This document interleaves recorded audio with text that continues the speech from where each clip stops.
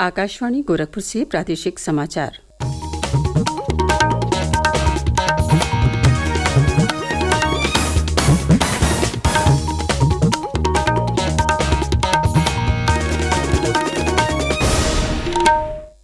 नमस्कार। समाचार बुलेटिन के साथ मैं सुषमा श्रीवास्तव। पहले मुख्य समाचार। मुख्यमंत्री योगी आदित्यनाथ ने कल मुरादाबाद के डॉक्टर भीमराव अंबेडकर पुलिस अकादमी में आयोजित दीक्षांत समारोह में लिया हिस्सा। कहा, आज सुशासन के मॉडल के रूप में देखा जा रहा है उत्तर प्रदेश। मानव वन्यजीव संघर्ष की घटनाओं को लेकर मुख्यमंत्री ने की बैठक। आदमखोर भेड़िए और तेंदुए के हमले रोकने के लिए आवश्यक कदम उठाने के दिए निर्देश। लखनऊ के केडी सिंह बाबू स्टेडियम में हुआ चीफ मिनिस्टर्स फुटबॉल मैच का उद्घाटन। मोहन बागान ने ईस्ट बंगाल को 4-3 से हराया। और सोमवती अमावस्या पर गंगा सहित प्रदेश की सभी प्रमुख नदियों में श्रद्धालुओं ने लगाई डुबकी। चित्रकूट में लगे मेले में बड़ी संख्या में पहुंचे लोग। और अब समाचार विस्तार से। मुख्यमंत्री योगी आदित्यनाथ ने कल मुरादाबाद की डॉक्टर भीमराव अंबेडकर पुलिस अकादमी में पुलिस उपाधीक्षकों के दीक्षांत समारोह में हिस्सा लिया। इस अवसर पर मुख्यमंत्री ने प्रशिक्षण के दौरान उत्कृष्ट प्रदर्शन करने वाले प्रशिक्षु अधिकारियों को सम्मानित किया।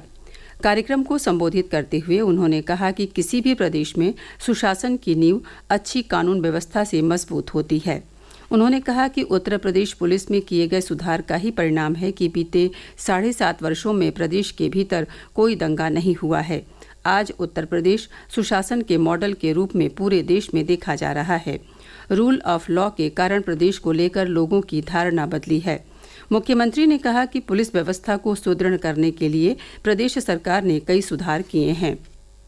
पुलिस व्यवस्था को सुदृढ़ करने के लिए वर्तमान में हमारी सरकार ने अनेक रिफॉर्म किए हैं। पुलिस का आधुनिकीकरण किया है। पिछले 7 वर्ष में पुलिस बल में नई भर्तियों को लेकर के संसाधनों की उपलब्धता में अपार वृद्धि हुई है। प्रदेश सरकार द्वारा पुलिस को सुदृढ़ करने के लिए 1,60,000 से अधिक पुलिस कार्मिकों की भर्ती भी की गई है। उत्तर प्रदेश में 60,200 से अधिक पदों पर चयन की प्रक्रिया को आगे बढ़ाते हुए लिखित परीक्षा सफलतापूर्वक सकुशल संपन्न की गई। पिछले 7 वर्षों के दौरान पुलिस प्रशिक्षण की क्षमता को भी 3 गुना से अधिक बढ़ाने में सफलता प्राप्त हुई है।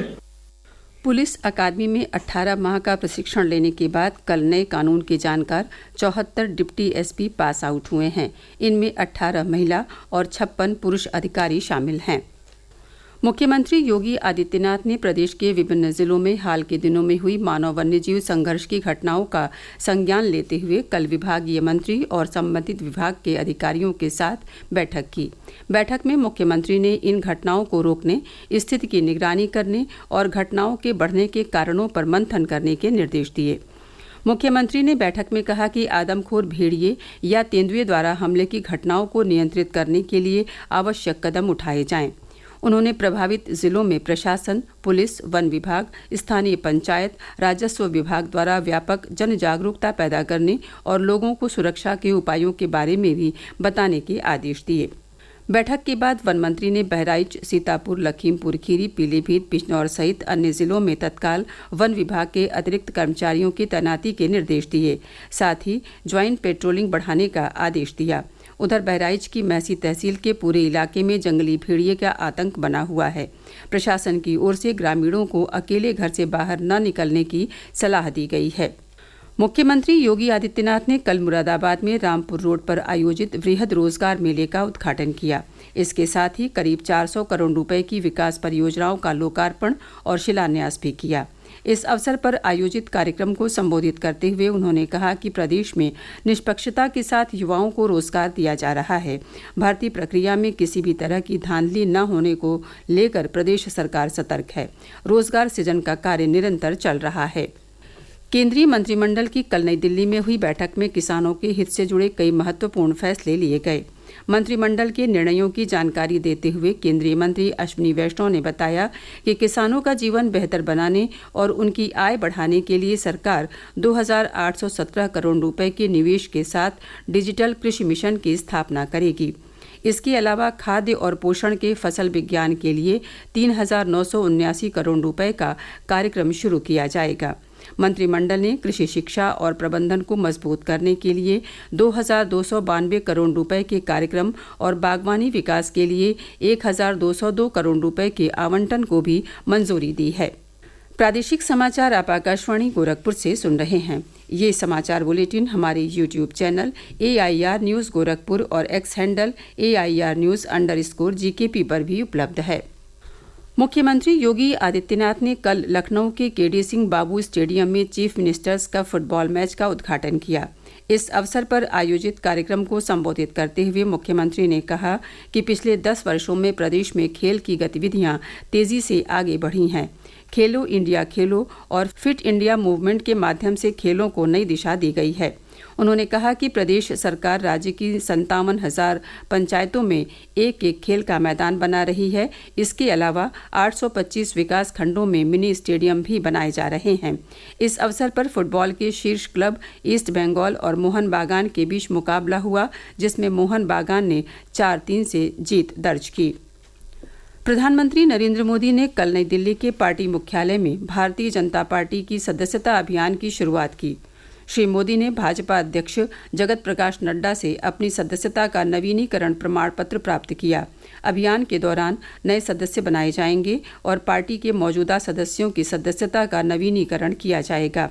इसी क्रम में मुख्यमंत्री योगी आदित्यनाथ ने सोशल मीडिया पोस्ट में कहा कि भारतीय जनता पार्टी का सदस्यता अभियान व्यक्ति को राष्ट्र प्रथम की भावना, जनसेवा के संकल्प, अंत्योदय के प्रण और विकसित भारत, आत्मनिर्भर भारत के विजन के साथ जोड़ने का आंदोलन है। लखनऊ में भाजपा के प्रदेश अध्यक्ष भूपेंद्र चौधरी आज मुख्यमंत्री योगी आदित्यनाथ, उप मुख्यमंत्री केशव प्रसाद मौर्य और ब्रजेश पाठक को पार्टी की सदस्यता दिलाएंगे। ये अभियान आज से 10 नवंबर तक चरणबद्ध तरीके से आयोजित किया जाएगा। सदस्यता अभियान का पहला चरण 25 सितंबर को संपन्न होगा। भाजपा का चुनाव वाले राज्यों और केंद्र शासित प्रदेशों को छोड़कर पूरे देश में अपने सदस्यता अभियान के हिस्से के रूप में कम से कम 10 करोड़ नए सदस्यों को जोड़ने का लक्ष्य है।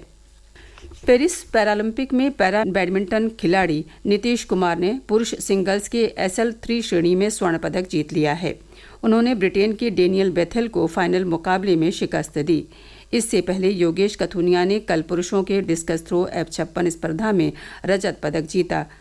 अपने पहले ही प्रयास में 42.22 मीटर की दूरी तक चक्का फेंककर उन्होंने सीजन में अपने सर्वश्रेष्ठ प्रदर्शन के साथ लगातार दूसरा पैरालंपिक रजत पदक जीता।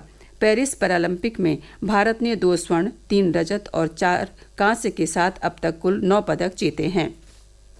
उत्तर प्रदेश माध्यमिक शिक्षा परिषद यूपी बोर्ड की हाई स्कूल और इंटरमीडिएट परीक्षा 2025 के लिए पंजीकरण की अंतिम तिथि 5 सितंबर है।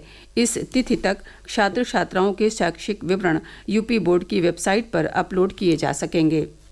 गोरखपुर के बढ़लगंज और मऊ के दोहरी घाट के रास्ते बेलथरा और बलिया तक की यात्रा करने वाले लोगों के लिए उत्तर प्रदेश परिवहन ने कल से नई बस सेवा शुरू की है।